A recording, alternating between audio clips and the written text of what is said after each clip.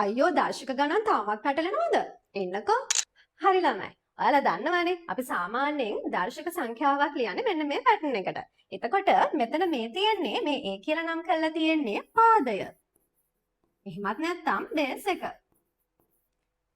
ඊළඟට මේ උඩ ඉන්න එක්කෙනා කවුද?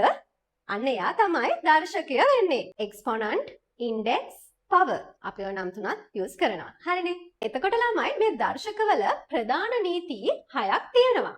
අපි අද පළවෙනි නීතිය මොකක්ද කියලා ඉගෙන ගමුනේ. ඔන්න පළවෙනි නීතියේදී ඔයාලට පේනවා මේ දෙන්නගෙම පාදය සමානයි. පාදයේ ඒ විදිහට තියෙනවනේ නේද? එතකොට මේ දෙන්නගේ පවර් එක එහෙම නැත්නම් දර්ශකය m සහ n.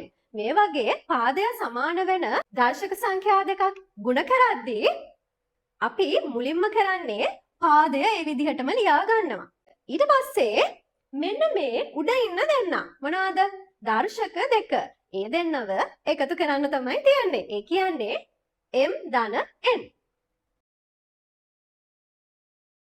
ඔන්නොච්චරයි යන්නේ තියෙන්නේ. දැන් අපි ගානකුත් හදලා බලමුනේ. එන්නකෝ. මේ බලන්නකෝ. x වල තුන්වෙනි බලය ගුණ කරන්න තියෙනවා x වල දෙවෙනි බලයෙන්. හරිනේ. දැන් කොහොමද අපි ආන්සර් එක ගන්නෙ? ඔන්න කලින් වගේම පාදය ඒ විදිහටම ලියා ගන්නවා. පාදය දෙන්නගෙම සමානයිනේ. x විදිහට ලියා ගත්තා. ඊට පස්සේ උඩ තියෙන දර්ශක දෙක එකතු කරනවා. 3 ධන 2. ඒ කියන්නේ උත්තරය x වල පස්වෙනි බලය. හරි ලේසි. බලන්නකෝ මේ ගානේ. ඔයාලට පේනවා දෙන්නගෙම පාදය සමානයි. 2 නේද? එහෙනම් කලින් වගේම අපි උත්තරෙත් පාදය 2 කියලා ලියාගමු. හරි සිම්පල් නේ. දැන් තියෙන්නේ දර්ශක දෙක එකතු කරන්න. 3 ධන 1 ඒ කියන්නේ 2 4වෙනි බලය.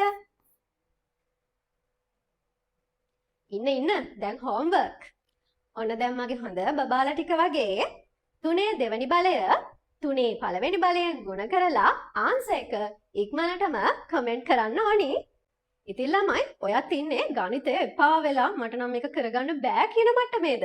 ඉතින් ඔයාට පුළුවන් අපේ ක්ලාසස් වලට ජොයින් වෙලා ගණිතය ඔයාගේ ආසම සබ්ජෙක්ට් එක කරගන්න. ඒ වගේම ඔයාගේ තුන්වෙනි වාරයේ ගණිතය විෂය සඳහා ලකුණු ශ්‍රේණියෙන් වැඩි කරගන්න පුළුවන්. ඉතින් ඔයාට කරන්න තියෙන්නේ උඩ තියෙන WhatsApp නම්බර් එකට ඔයාගේ ග්‍රේඩ් එක ඔයාගේ ශ්‍රේණිය දාලා WhatsApp මැසේජ් එකක් යවන්න විතරයි.